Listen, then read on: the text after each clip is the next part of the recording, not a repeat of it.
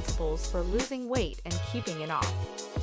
This short video goes over 10 principles that are vital if you want to lose weight and keep it off. These simple guidelines will help you to lose weight, burn fat, and leave you more excited, inspired, and in control of your health than ever before. Tip 1. No nuts, peanut butter, or Nutella. When I decided to lose weight, I had to dramatically change my diet. Fresh fruits, vegetables, and whole grains are all healthy choices, but they didn't keep me from craving something sweet every once in a while. I'd always loved peanut butter and Nutella for their creamy texture and intense chocolate flavor. But with the amount of sugar in both of those products, eating them was strictly off limits on my new diet. Anyway, I've been doing pretty well so far with my healthier choices and regular exercise routine. But the other day, during a trip to the grocery store, it occurred to me that nuts are another delicious way to get a chocolate fix that doesn't involve a tub of gooey stuff. So now I'm going nuts over nuts. You should try them too. Tip 2. Make sure your meals are tasty. No one wants to spend their time preparing and eating meals that they don't like. Therefore, make sure your meals are tasty. What constitutes a tasty meal? It's up to you. You could try different recipes, use different ingredients, or eat at restaurants. Don't limit yourself to eating at home. There are many foods that you might not be familiar with unless you try them. If you're cooking for a group, make sure everyone takes part in the process. That way, everyone will get used to the idea of cooking and will be more likely to do it again in the future. Tip 3. Consume 3 meals per day. In order to be the healthiest person you can be, you need to make sure that you're eating 3 meals a day. This may sound like it's too much food to eat in one day, but it's important that you eat at regular intervals after all. After all, if you were to skip your breakfast and then have just one big meal for lunch and dinner, you wouldn't be getting proper nutrition.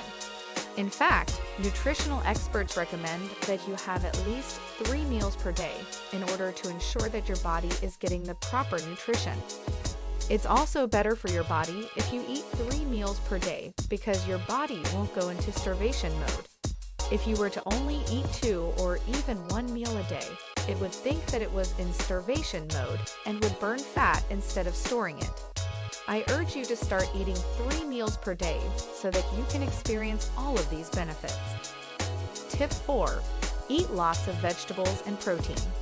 When you're planning for a good meal, the first thing you think about is how to stuff it full of vegetables and protein, right? These are the foods that will keep you full and satisfied, and they're also the ones that contain the most nutrients. If you want to eat healthy, you can't forget about them. So for your next meal or snack, make sure to take some time to focus on these foods. Tip 5. Aim to avoid eating after dinner. Eating after dinner is a common habit for many people, but it can have some very negative effects on your health. After you eat, the body goes into digestion mode, which means that your body is using the energy that would otherwise be used for other important functions, like metabolism and maintaining a healthy weight. In fact, eating after dinner can lead to weight gain. The digestion process also causes a spike in blood sugar levels, which can lead to insulin spikes and then low blood sugar levels before bedtime. This can leave you feeling constantly hungry and tired due to low energy levels throughout the day. To avoid this problem and its associated negative side effects, consider eating only until you're full at dinner time. Tip 6. Walk or run for at least 4 to 5 minutes each day. To feel good, you need to exercise. It's as simple as that. The only way to feel strong and energized is by putting your body through physical activity on a regular basis. A great way to do that is to walk or run for at least 4 to 5 minutes each day. This will help you stay fit and healthy, and it will also have a positive impact on your mood. Here are some benefits of regular walking or running. Helps prevent weight gain, which increases the risk for heart disease and diabetes.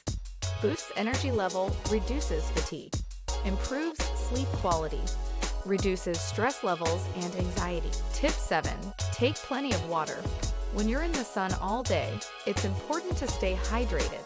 Without enough water, you'll get overheated and overwhelmed by the sun's rays. If you're going to be out for a long stretch of time, bring drinks with you so you can replenish your body regularly. If you find yourself outdoors for a few hours, don't rely on one drink to keep your body hydrated. It could be gone before you know it. As an added bonus, if someone else is driving, they can keep an eye on everyone's water supply so no one runs dry midway through a fun trip to the beach or park. Tip 8. Get 8 hours of sleep. There are many benefits to getting 8 hours of sleep, including decreased risk for diabetes, depression, and obesity. As a college student, it is not always easy to sleep as much as you need to. However, there are several things you can do to ensure that you are getting a good amount of sleep each night. Tip 9. Work out with weights each week. You should strength train at least once a week. You'll get stronger and look better as a result, and you'll also reduce your risks for many common health conditions. To see the full benefits of strength training, you need to do it regularly for weeks or months. Just one session won't make you stronger or leaner. That's why it's important to schedule workouts into your routine on a regular basis. If possible, try to include strength training in your weekly routines or schedules. Tip 10. If you make a mistake, just move on and try again. If you make a mistake, just move on and try again. If you've ever decided to start something new in your life, you're probably familiar with the feeling of making a lot of mistakes before you get things right. When we first started brewing coffee at home, for example, it was a long time before we figured out how to do it consistently well. There were so many variables to consider: the type of coffee, the grind level, the temperature, how much water to use, etc. It got frustrating when our coffee didn't taste as good as we wanted it to. But instead of getting discouraged and giving up, we kept at it until we got it right. First off, being upset that you made a mistake isn't going to help you fix it. It's important to remember that mistakes are part of learning. You're not going to be perfect right away. That's what practice is for. So don't compound the mistake by adding feelings of guilt or frustration on top of it. After all, you're trying your best. There's no shame in making mistakes. If you can identify the cause of your mistake and learn from it without blaming yourself or beating yourself up over it, then you'll be that much closer to getting things right.